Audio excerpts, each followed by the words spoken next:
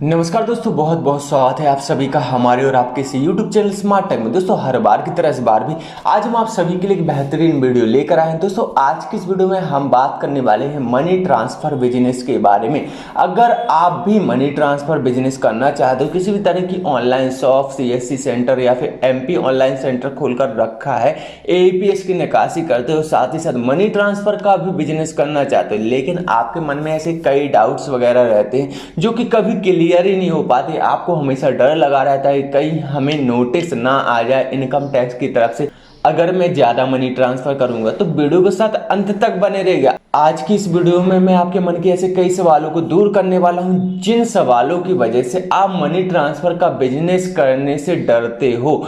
यहाँ पर दोस्तों मनी ट्रांसफ़र बिजनेस के बारे में यहाँ पर बिल्कुल जीरो से स्टार्टिंग करेंगे, समझेंगे मनी ट्रांसफ़र होता क्या है, किस तरीके से करना चाहिए और कहाँ से करना चाहिए। तो वीडियो के साथ अंत तक बने रहेगा। साथ ही साथ चैनल पर नए हो तो चैनल को भी जरूर सब्सक्राइब कीजिएगा।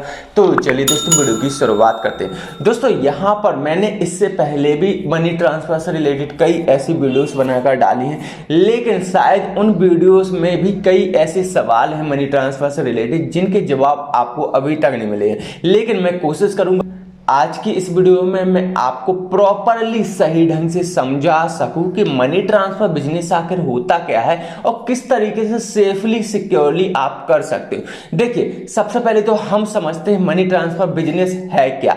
यहाँ पर आपने देखा होगा कि हम अपने फोन पे के थ्रू भी पैसा किसी को ट्रांसफर कर सकते हैं, नेट बैंकिंग के थ्रू भी पैसा ट्रांसफर कर सकते हैं। तो इसी को बोलते हैं मनी ट्रांसफर, ठीक है ना। लेकिन इसे मनी ट्रांसफर बिजनेस बिल्कुल भी नहीं बोलते हैं, इस चीज का ध्यान रखें, ठीक है ना। अगर आप किसी भी तरह की दुकान, शॉप या फिर मनी ट्रांसफर बिजनेस कर रहे हो तो यहां पर आपके पास गवर्नमेंट द्वारा रजिस्टर्ड एक पोर्टल होना चाहिए। पोर्टल जैसे कि आप APS की निकासी करते हो या फिर आपको बिजनेस पर्पस से रिलेटेड कोई CSP दिया गया हो, उस CSP में जो मनी ट्रांसफर के ऑप्शंस होते हैं ना, उन्हीं मनी ट्रांसफर के ऑप्शन से अगर आप किसी का पैसा भेजते हो और उस पैसे को भेजने के बाद आपकी जो इनकम जनरेट होती है उससे ही आप मनी ट्रांसफर बोल सकते हो। ऐसा नहीं है कि कोई कस्टमर आपके पास आया, आपकी दुकान है, आया आपके पास और आपने फोन पे कर दिए 1000 रुपए और आपने 1010 रुपए ले लिए तो इसे आप मनी ट्रांसफर बिजनेस समझोगे। ऐसा बिल्कुल भी नहीं है। आप अपने personal current account, personal saving account, personal salary account से बिल्कुल भी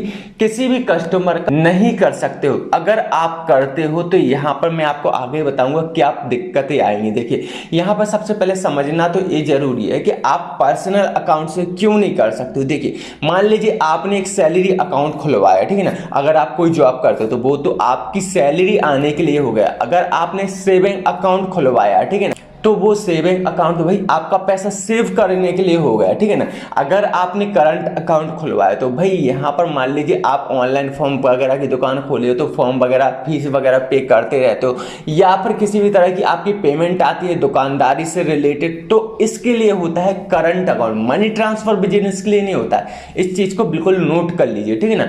आप किसी भी तरह का ऐसा बिजनेस करते हो जिसमें आपका ज्यादा पैसा ऑनलाइन ही आता है तो वो आपका करंट अकाउंट यूज होगा यहाँ पर इस कंडीशन में। लेकिन यहाँ पर सेविंग अकाउंट या फिर सैलरी अकाउंट यूज नहीं होगा। देखिए हर सिचुएशन में, हर कंडीशन में अलग अलग अकाउंट यूज किए जाते हैं। आप जब भी मनी ट्रांसफर का बिजनेस करते हो तो ऐसी कंडीशन में आप सिर्फ और सिर्फ पोर्टल्स का यूज कर सकते हो, APS पोर्टल या फिर जहां पर भी आपको मनी ट्रांसफर की सर्विस दी जा रही हो। अब मनी ट्रांसफर में होता क्या है कि मान लीजिए आपने 10,000 रुपए सेंड किए, ठीक है ना, तो यहां पर आपके 10,100 रुपए एक्स्ट्रा कटेंगे आपके ही खाते से और उस 100 रुपए जो एक्स्ट्रा कटे उसमें से आपका कमीशन आएगा। जैसे मान लीजिए कुछ कंपनियां आपको 0.5% का कमीशन देती है, मतलब कि 100 रुपया अगर आपका एक्स्ट्रा करता है तो उसमें से आधा कमीशन देती है। कुछ कंपनियां आपको आधे से भी ज्यादा कमीशन देती है। तो यहाँ पर ये अब आपकी चॉइस होगी कि कहां पर आपको ज्यादा कमीशन देखने को मिल रहा है, ठीक है ना।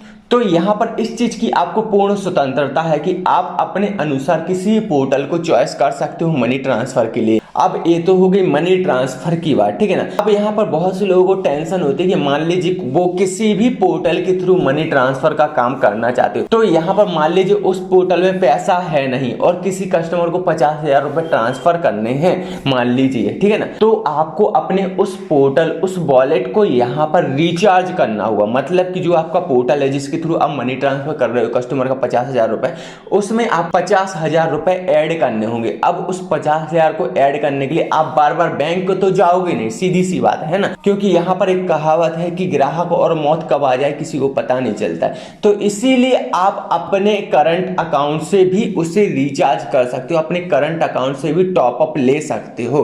अब यहाँ पर बहुत से लोगों के मन में ये सवाल आता है कि सर अगर हम अपने करंट अकाउंट से यहाँ पर या फिर सेविंग अकाउंट या फिर सैलरी अकाउंट से टॉप अप लेते हैं अपने पोर्टल पर, तो इस कंडीशन में तो साल भर में ऐसे पता नहीं कितने लाखों करोड़ों के हम ट्रांजैक्शन कर देंगे और टॉप अप ले लेंगे। तो इस ऐसे में तो हमारे अकाउंट का भी यहाँ पर लिमिट बढ़ रहा है, मतलब अकाउंट का लेन देन भी ज्यादा हो रहा है। तो यहाँ पर क्या हमें इनकम टैक्स का नोटिस आ सकता है? तो यहाँ पर मैं आपको बता दूं, देखिए ऐसा नहीं है। यहाँ पर एक चीज आप सबसे पहले तो समझिए, आप खुद के अकाउंट से खुद के अकाउंट में जब पैसा ट्रांसफर करते हो तो इसकी कोई लिमिट या फिर इसको कोई ट्रांजैक्शन माना ही नहीं जाता है। अब आप बोलोगे ऐसे कैसे नहीं माना जाता है, आपके बैंक अकाउंट में तो पूरी डिटेल्स हिस्ट्री डली रहती है कि भाई इतनी तारीख को इतना ट्रांजैक्शन हुआ, तो यहाँ पर ट्रांजैक्शन क्यों नहीं माना जाएगा, ठीक है ना।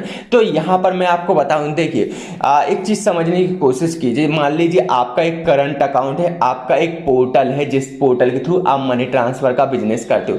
आपने अपने करंट अकाउंट के थ्रू मान लीजिए 1 करोड़ रुपए साल भर में अपने पोर्टल में डिपॉजिट किए, वॉलेट टॉपअप किया, ठीक है ना। तो यहाँ पर क्या होगा कि जो भी आपने अपने करंट अकाउंट से पैसा अपने पोर्टल पर भेजा होगा, उस पैसे का यहां पर कोई भी ट्रांजैक्शन हिस्ट्री इसलिए नहीं बनेगा क्योंकि यहां पर आपने देखा होगा कि जो आपका पोर्टल है और जो आपका करंट अकाउंट है दोनों में ही सेम पैन कार्ड इस्तेमाल किया गया है, ठीक है ना। अब यहां पर इनकम टैक्स, देखिए इनकम टैक्स विभाग करता क्या है कि यहां पर वो लोग आपके अकाउंट की हिस्ट्री चेक नहीं करते। जब भी उन्हें शक होता है कि भाई आप आखिर करते क्या हो, इतना ट्रांजैक्शन आपके अकाउंट से हो क्यों रहा है, तो यहाँ पर वो आपके अकाउंट की हिस्ट्री चेक नहीं करेंगे, वो आपके पैन कार्ड की हिस्ट्री चेक करेंगे। आपको पता हुआ पैन, PAN यानी कि permanent account number. Pan card का रियल काम यही होता है, आप 10 अकाउंट खुलवा लीजिए, 10 अकाउंट से कितने भी ट्रांजैक्शन कीजिए, 10 के 10 अकाउंट के ऑल ट्रांजैक्शन आपके केवल पैन कार्ड में दर्शाए जाएंगे, ठीक है ना। और अगर आप अपने अकाउंट से अपने ही अकाउंट में पैसा ट्रांसफर करते हो, जैसे कि आपका पोर्टल है तो वो एक तरीके का आपका अकाउंट ही है, उसमें भी आपका पैन कार्ड लगा हुआ है, बस उसका कार्य करने का तरीका अलग है और आपका जो करंट अकाउंट है उसका कार्य करने का तरीका अलग है। तो यहां पर आप समझ पा रहे हो, यहां पर किसी भी तरह का ट्रांजैक्शन हिस्ट्री नहीं बनाता है पैन कार्ड, क्योंकि यहां पर सेम अकाउंट में आप ही के अकाउंट में ट्रांजैक्शन किया गया है। तो यहां पर आपको नोटिस कहां से आ जाएगा? अब यहां पर बहुत से लोग बोलेंगे भाई जो पैसा हमने अपने करंट अकाउंट में डिपॉजिट किया था तो डिपॉजिट का तो आना चाहिए। तो यहां पर मैं आपको बता दूं, जो आपने पैसा डिपॉजिट किया था, ठीक है, समझिएगा, मान लीजिए आपने अपने करंट अकाउंट में 1 करोड़ रुपए डिपॉजिट किया और वही 1 करोड़ रुपए आपने पोर्टल में ट्रांसफर किया और उसका मनी ट्रांसफर कर दिया, तो ये पूरी आपकी सेल्स हो गई, ठीक है ना। तो ये पूरा आपका लीगल पैसा है। यहां पर 1 रुपया भी आपने गवर्नमेंट से नहीं छुपाया है, पूरा लीगल तरीके से आपने बिजनेस किया है। तो यहां पर गवर्नमेंट को पूरा रिकॉर्ड ऑटोमेटिक मिल जाता है आपके पैन नंबर के थ्रू। तो यहां पर भी आप पर किसी भी तरह के नोटिस के चांसेस 0 हो जाते हैं।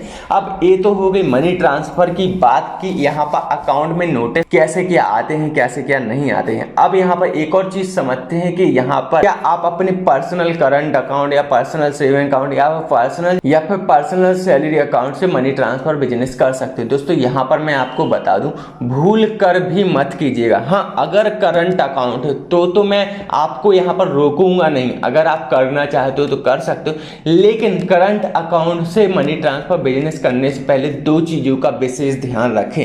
यहां पर पहली चीज है कि जितने भी ट्रांजैक्शन करें उसका एक रिकॉर्ड रजिस्टर्ड पर बनाकर रखें। जिसके भी आप पैसे भेज रहे हो उसका मोबाइल नंबर, आधार नंबर, उससे सिग्नेचर करवा कर जरूर रखें। नाम, डेट, तारीख, अमाउंट, हर चीज का रजिस्टर्ड मेंटेन रखें मनी ट्रांसफर से रिलेटेड। अगर आप करंट अकाउंट से बिजनेस कर रहे हो तो इस चीज का विशेष ध्यान रखें, ठीक है ना। और अगर आप पोर्टल के थ्रू मनी ट्रांसफर बिजनेस कर रहे हो तो यहाँ पर किसी भी तरह की रिकॉर्ड को बनाने की जरूरत नहीं है। और दूसरी चीज यहाँ पर आपको ध्यान देना जरूरी है, जो आपका करंट अकाउंट है उसमें कैश लेन देन कम करें।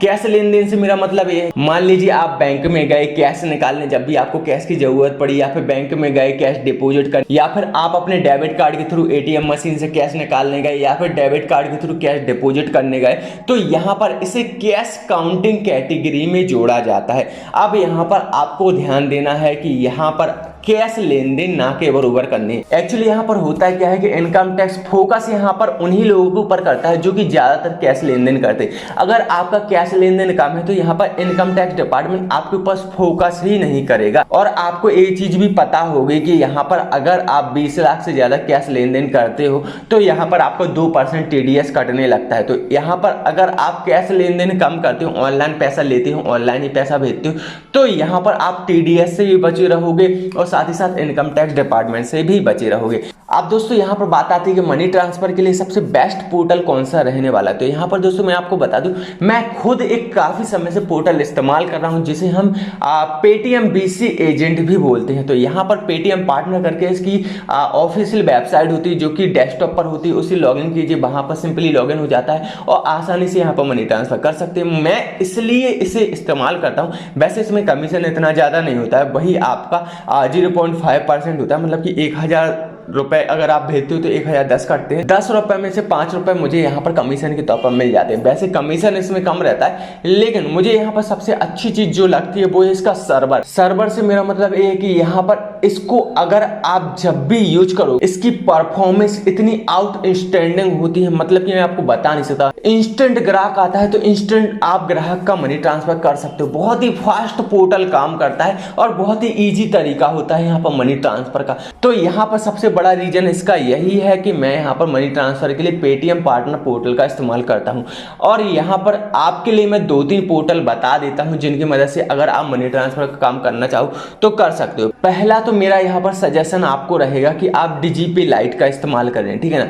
अगर आपके पास CSC नहीं है, DigiPay Lite नहीं है, तो यहाँ पर आप स्पाइस मनी की तरफ भी जा सकते हो। स्पाइस मनी में भी काफी अच्छा कमीशन आपको देखने को मिलता है। अगर स्पाइस मनी नहीं है तो यहाँ पर आप ईपे की तरफ भी जा सकते हो। अगर ईपे नहीं है तो आप फिनो पेमेंट बैंक की तरफ भी जा सकते हो, वो भी काफी अच्छा परफॉर्मेंस देता है मनी ट्रांसफर के लिए, ठीक है ना। तो यहाँ पर कुछ पोर्टल्स के नाम मैंने आपको बता दिए। अब ये आपकी चॉइस है, आप किस पोर्टल के थ्रू मनी ट्रांसफर का काम करना चाहते हो। अगर आज की वीडियो आपको अच्छी लगी तो वीडियो को लाइक कमेंट करना ना भूले, साथ ही साथ दिए गए इंस्टाग्राम ID पर ही फॉलो करें। तो चलिए दोस्तों आज की इस वीडियो में इतना ही, मिलते हैं नेक्स्ट वीडियो में।